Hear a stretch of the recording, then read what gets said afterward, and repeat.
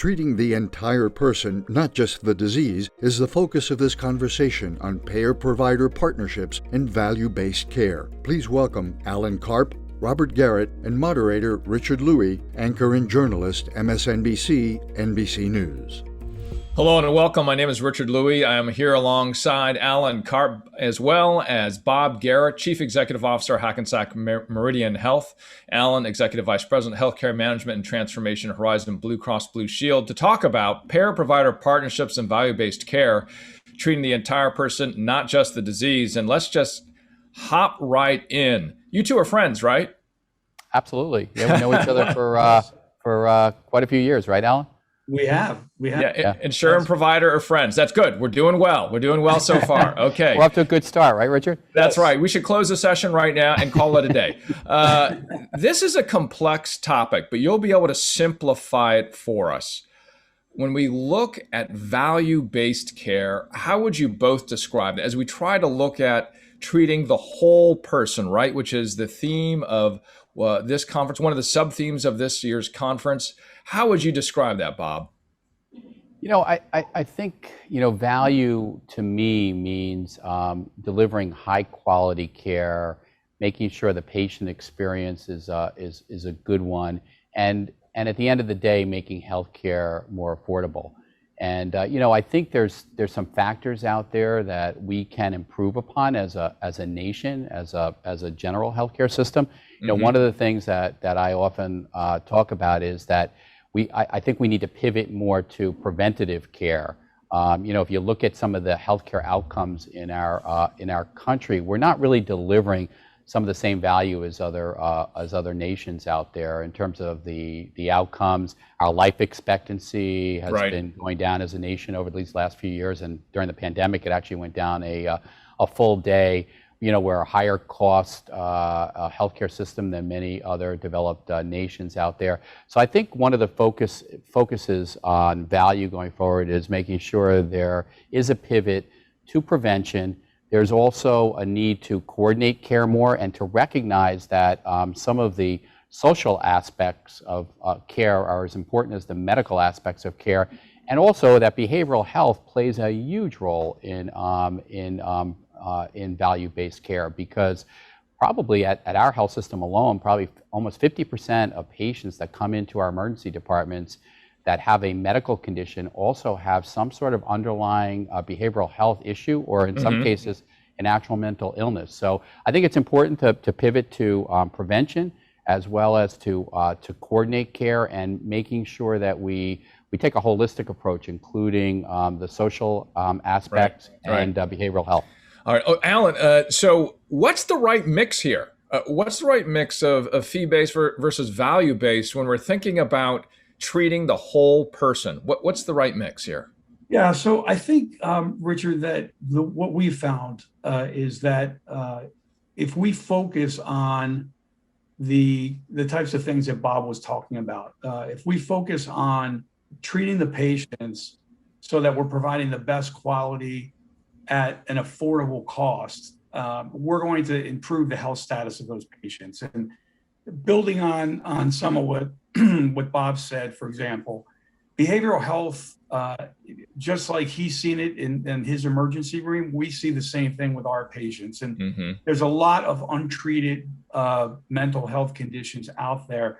Some are lower acuity, like let's say anxiety or depression. Some are higher. So one of the things we've done in working with Bob and his team and some of our other providers is created a program that focuses on providing data to the primary care physician at the time of service, and then providing both a virtual and actual care and triaging those patients into the system. Similar with behavioral, social determinants of health, where we've been able to analyze what drives those patients to go to the emergency room as opposed to treated for the right condition. Well, cats and dogs not only live together here, they actually do business together. You've created a partnership, right? Looking at holistic care. Quickly here, 60 seconds to you, Bob. What is this thing that you two decided to do together? First of all, I don't know which one of us is a cat and which one's a dog. In any case, we did form this this partnership. We established an insurance company that we call Braven Health, and it is offering Medicare Advantage product to people throughout New Jersey, and a great deal of the state is covered through this. The idea here is to really focus on value-based care, to align incentives. You know, there's no reason why insurers and providers can't get together and find common ground to do what's right, and that is to, you know, improve the health status, in this case, of senior citizens throughout our state. You know, what I love about this is you have two organizations that are New Jersey based, that know the senior population in New Jersey, know the geography, have a lot of data that's been accumulated over the years that we can really utilize to improve care and to hit that value equation of improving care, having a better patient experience at lower cost. Alan, why'd you do it? Well, we did it because we felt that this was the best way to provide the benefits that seniors are looking for, zero products, other services. We also found that working together with Bob and his team, we could focus on the things we do well, like analytics and the administrative side of the business. And Bob and Hackensack Meridian could work on the things that they do well, which is providing clinical care at the point of service. So, and we were also able, Richard, to eliminate some of those barriers that typically happen between a payer and a provider, like, for example, pre-authorization of services, because now we're in it together. We're focused on creating a model that provides excellent care and excellent experience for those patients, and lowering the cost. So that's the reason we did it. Richard, if I could just add one point. In addition to these two organizations, there's a third organization that has joined, RWJ Barnabas Health, which is another big healthcare provider in New Jersey, and typically has been a competitor of Hackensack Meridian. So here's another example of where the barriers were, removed, and let's do something together to benefit the seniors. And the other piece that I think is important for Raven is that we've formed a physician advisory council. So we're getting input from physicians that practice both at RWJ Barnabas and at Hackensack Meridian. We're getting their perspective on what seniors want and what they need, but also they're bringing to the table what they're hearing directly from the seniors. They're not just the physician perspective, but actually from the patients themselves. So I think it's a really great model, and we're off to a great start. There you go, spoiling my analogy. Now it has to be dogs, cats, and rabbits. Alan, what's the right balance here? Value versus fee. Just give me a number. I just want to get it quickly, and I want to move on. What was 60-40, or because we know less than 50% across the country is certainly in the value-based at the moment. Yeah, right. Well, right now we're at about 60, just over 60% in value-based care, and we think, wow. We're also beginning to move, Richard, into a model where the providers are taking some underwriting risk as well. That's important, as it really ties us together in some populations, like our commercial population. Got it. So that's the balance we struck. Fantastic. Bob, quickly, what's the quick number? That wasn't a signal, was it? That wasn't a signal to do it? Okay.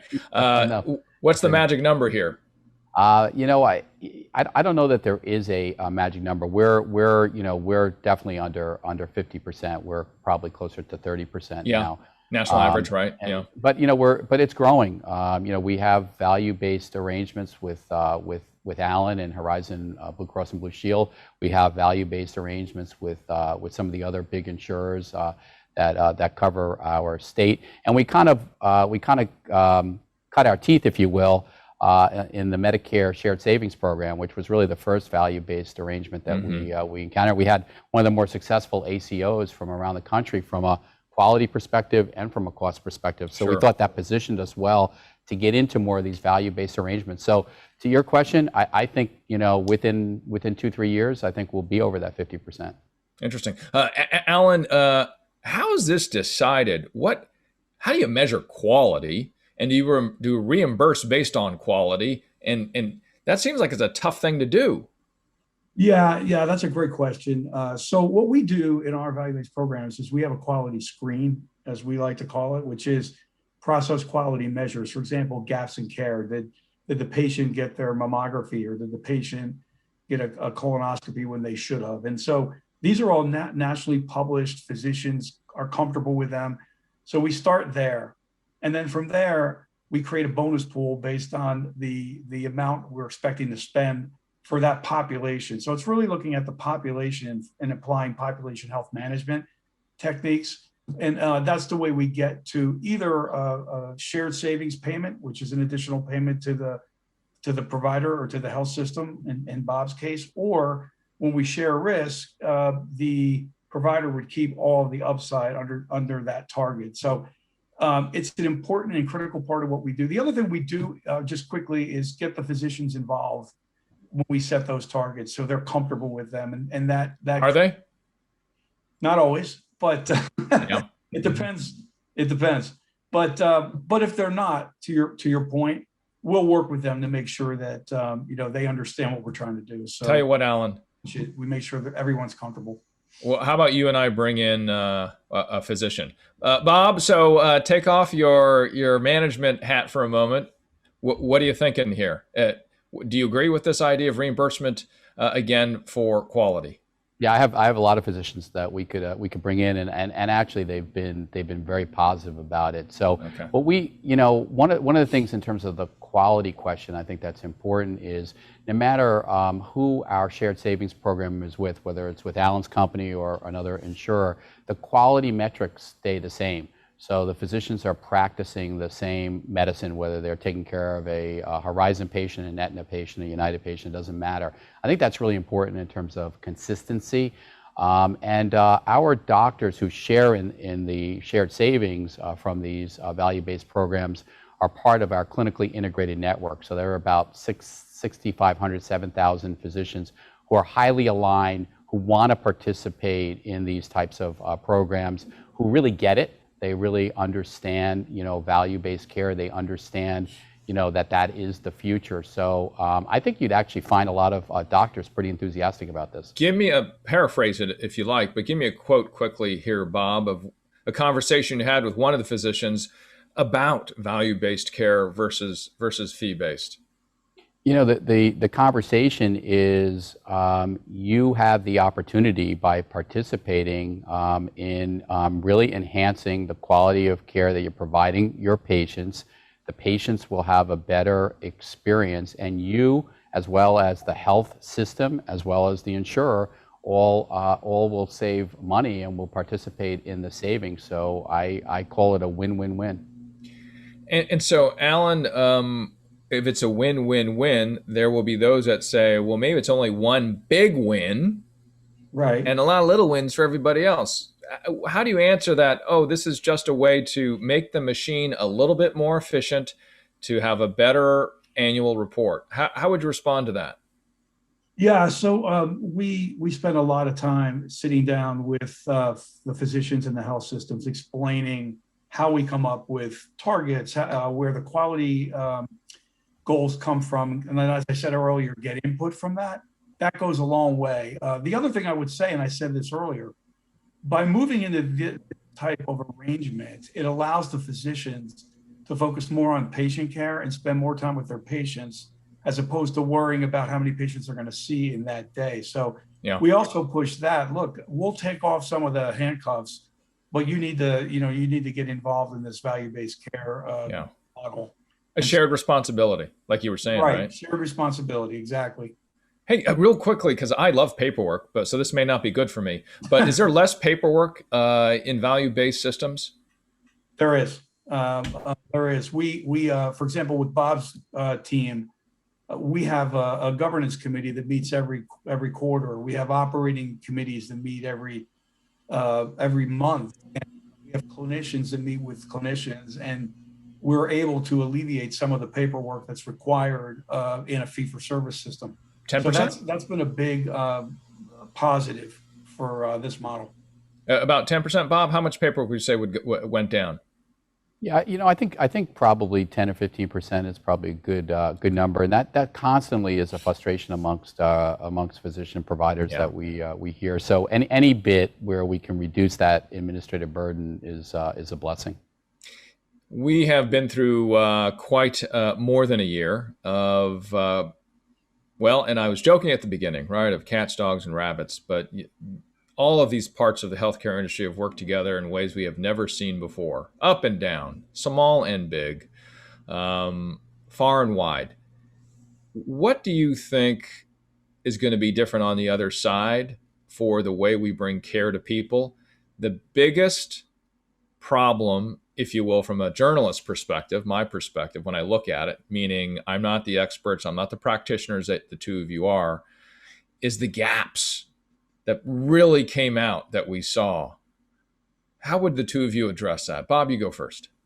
So there's no question that health disparities are a significant problem, and they popped out, like you said, during the pandemic, like crazy. People of color were more likely to be infected with COVID. They were more likely to have severe hospitalization, and sadly, they died at a much higher rate than their white counterparts. So there's no doubt about it. I think what's happened as a result of that is hospitals and health systems are doubling down our efforts to address those disparities. Equity or inequity in healthcare has become a major priority. I know it has in HMH, and I know a lot of my colleagues across the country are talking about this each and every day. We're focused on the social determinants of health. We're focused on our underserved populations and how we can get out there and get screenings to, as an example, colonoscopies to them, or mammographies and telehealth, and all sorts of techniques that we saw work during the pandemic. I think there were a lot of lessons learned. I think the disparity issue was probably the biggest issue, and I'd love to see this continue. I understand there's a priority in Washington to make this a strategic initiative, and hopefully that will follow through. Alan? Yeah. So on the health disparities issue, it's a focus of ours. We have a division called Neighbors in Health, and we started with a pilot in the city of Newark, 5 zip code areas which had a very high cost and had young people with health outcomes that were not good. And so one of the things we did is implemented a model called the community health model, where we hired people who were in the community, who could get into the door, because we needed the engagement rate to find out what was wrong with those patients. We had the data to support it. In fact, we're working with Bob and Health Hackensack Meridian on this as well. So the way it works quickly is we hire a community health worker. We co-funded with Hackensack in this case. We engage that member, and we figure out from the data and from engaging that particular person, what are the things that are driving their poor health status. Sometimes it's transportation, food deserts, housing, right. And then we connect the social services as well. Yeah. The other thing quickly I would say that we learned during the pandemic is technology is important. So telemedicine, for example, our telemedicine claims went from less than 1% to over 7%, and at the peak was 10 to 12%. So I think as physicians get more comfortable and patients get more comfortable utilizing that service, that will continue going forward. Dynamic. Well, if I gave you $1 here, Bob, to help close the disparity, I know you're short on dollars, both of you, but I'll give you $1. Where would you put it to shrink, first of all, because that's your silver bullet? What would you do? I would really take two approaches. One would be zip code based, and that's the kind of program that Alan was just describing, where it's focused on underserved communities. But I'd also take a holistic approach through data data systems that we have, and in conjunction with Horizon Blue Cross, we're able to identify high risk individuals who really are impacted by the social determinants of health. It may not be related to their zip code necessarily, but we're able to identify those folks, and through an entity that we belong to called NowPow that really links the patient with community resources, we're able to intervene and help those patients. So I would say I would take two approaches to really get at this. I would do it zip code focused in programs and working with specific communities, but I'd also take a holistic approach and say, okay, who's at the highest risk, and let's intervene as soon as we have that information. Hook them up with the right community resources, right. And I think that's the way to go. You're really stretching that dollar. Okay, I'm going to do this, Alan. I'm going to give you €1 since we're gathering here for in Italy, right, for the Vatican conference here. What would you do with it first? So what we would do is expand our program, which we have statewide, because we've gotten results like 20% reduction in total cost of care, improved outcomes. The other thing we've done is, and we're doing this now with respect to vaccines, and we do it with testing, is work with the communities to educate those communities as to why it's important, for example, to get a vaccine, or why it's important to have a primary care physician. And the third piece is making sure there's enough access, there's enough primary care access in these urban areas so that people are getting care up front. We have a big problem with, for example, maternity care. Moms who are not getting the appropriate primary care before they enter the hospital, and the outcomes are poor. So those are the kind of things, in addition to what Bob said, that we would do. I'm over time, but I like to be like that. Bob, I'm going to give you, please, 60 seconds as you close for yourself, Bob.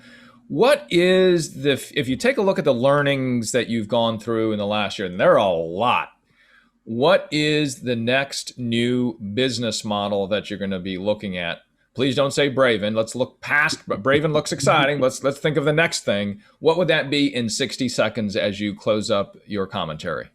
I would say the next big things, and these trends started before the pandemic hit, but really accelerated during the pandemic, and that is home care and ambulatory care. People are not coming to hospitals like they used to receive routine care. So I think, whether it's urgent care, whether it's surgery centers, or care delivered out of the home, that's really a focus. Alan mentioned telehealth. That's a great technology to link homebound patients with providers. There's other technologies. There's hospitals at home being established now. So I think that's the next big thing is home care and an expansion of ambulatory care. Yeah, my mom, who cannot walk so well, had a cardiology appointment yesterday through telehealth. To you, Alan, 60 seconds. What is this new business model that we should be looking out for? Yeah, I think it's. I think care in the home is a big piece. I would also say the pharmacy side, which has actually been a big ticket item in terms of cost and such. I think the delivery of pharmaceuticals to the home and the ability to use technology to ensure that patients are adherent to their drugs, they're taking them properly, making it easier for seniors. I think that would be sort of linked into what we've already been doing to date. So that's what I see as the next model, taking the home care at home piece, linking the pharmacy piece in, driving that cost down, and providing that service to patients. Boy, I really tried to drive a wedge between the two of you. I was unsuccessful. It is great to have this conversation with you. Fantastic. Alan Karp, Executive Vice President, Healthcare Management Transformation, Horizon Blue Cross Blue Shield, as well as Robert Garrett. Bob, good to see you. Chief Executive Officer, Hackensack Meridian Health, as we were able to talk today about payer-provider partnerships and value-based care, as well as a little bit of the animal kingdom along the way. Thank you so much, Alan. Thank you so much, Bob. Enjoy the rest of the conference. Take care. Thank you.